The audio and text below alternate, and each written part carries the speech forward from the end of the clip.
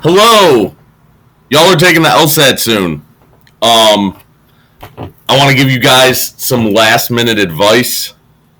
Please listen to this and try to remember it over the next couple days whenever you take the test.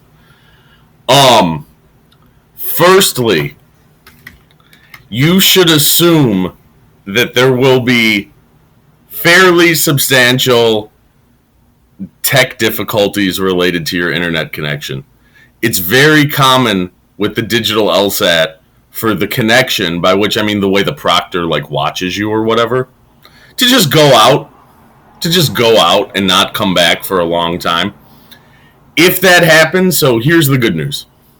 The good news is if that happens, it won't be held against you. You might even potentially have some time to look at the screen and think about what's going on without any of that counting as your time on the section. So you could potentially get a little bit of extra time from that. That's the good news. The bad news is you can be in a situation where the internet connection goes out and you just have to sit there trying to get it back for 30 minutes. That absolutely can happen. You should be mentally prepared for that. If you're going into this being there will be no internet connection issues, that is a bad assumption to make. So be mentally prepared for that.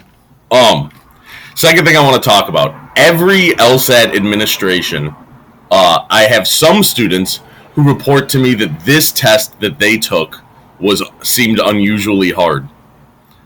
That is not true. They literally do not have harder LSATs. They do not randomly give you a harder LSAT.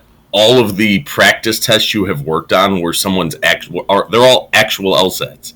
You've been doing actual LSATs. There's no difference between the ones you've been doing and what you're going to do. If it feels harder, that is your mind freaking out. I would take a deep breath and realize that it is not harder. So yeah, that's not going to happen. Let me rephrase it. It might feel that way. It might absolutely feel that way. That's not what's going to happen. Third thing, there's always someone for whom the test goes the following way. The first section is the game section. They freeze on game 2 and spend 20 minutes on it for no reason. And then, so they screw up the game section, and then they're so demoralized that they basically screw up every section after that. Let me make this clear. If you screw up the first section, really screw up the first section, and then you do what you normally did on the other two sections, you're going to get a score that's about 5-6 points lower than what you should have scored. Now, you might think, oh, that sucks, and you are wrong. You are wrong. Scoring 5 or 6 points lower than you normally score is actually a good thing, and I'm going to explain why. Let's imagine you are someone who is trying to get, I'm just going to make up a number here, 158, and you screw up the first section, and you do good on the other two sections, and you get a 152. You might think, oh, that's shitty, I wanted a 158. But here's the thing. Any score you get is now the best score you have, which means that is now the worst you can possibly do. In other words, if you take it and you wanted a 158 and you get a 152, at least you have a 152 now, because before this test you probably had a 0. And what that means is if you at least have that 152, the next time you take the test will be a lot less stressful because you can never do worse than you've already done.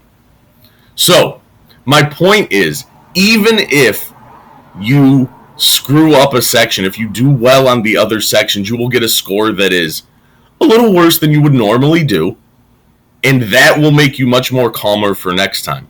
And by the way, if any of you are I am really trying hard to be done with this test, I don't ever want to see this test again, that's the type of attitude that leads to freaking out. So I would discourage you from having that attitude. The attitude I would have going into this test is, this is an opportunity for me to crush it and be done with this test. That might not happen. If it doesn't happen, I'm prepared to take this test again and not be done with it. But it would be cool if that happened.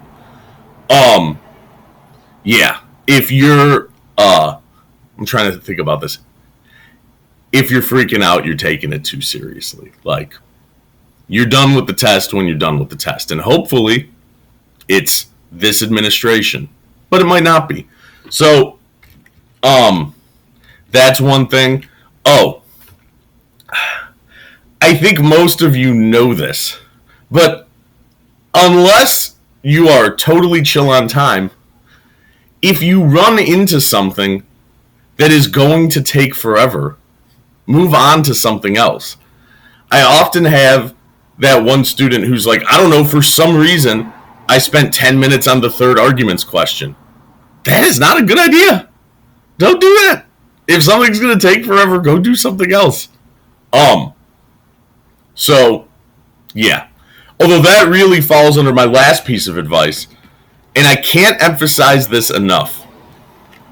Treat this exactly like a homework assignment. Treat it exactly like a homework assignment. And let me explain what I mean. For any of you who are thinking you're going to roll into this test and do better than you do on the homework assignment, that is extremely unlikely. I have some people who do it. I would say every cycle I have between 5 and 10% of my clients actually do better than they've ever done. That's still a very small number. You do not want to bet on being in that 5 and 10%. So you're in the 90 to 95% who are going to do the same as you did on the homework assignment. Well, no, they don't, and we're going to talk about this. But you're in the 90-95% who can't improve. So here's the deal. Either you are where you want to be right now with the LSAT or you're not. If you're not, you really should be calm because you're not done anyway. You're really just taking this test. You're going to get a score that's not the best you can do, and you're going to keep working at it, and it really doesn't matter that much at all. But let's say you're in a position where you've actually been doing really well on the homework, which is a lot of you. You've been doing really well on the homework, and all you need to do is replicate that on the actual test. Well, here's the magic rule. The more you treat this like a homework assignment, the more your score will be the same score you would get on a homework assignment. So, how do you treat it like a homework assignment? Well, you're not more careful or less careful. The most common way people mess it up is they start by being super careful because this is the real LSAT. And so what does that mean? That means they go twice as slow as they normally go. And then after 9 questions, they're like, oh shit, I'm going too slow. And then they rush through the rest of them. So it's like they simultaneously go too slow and too fast. Don't do that. Be calm. Treat it like a homework assignment. Give the question the same amount of attention you would give it if it was a homework assignment.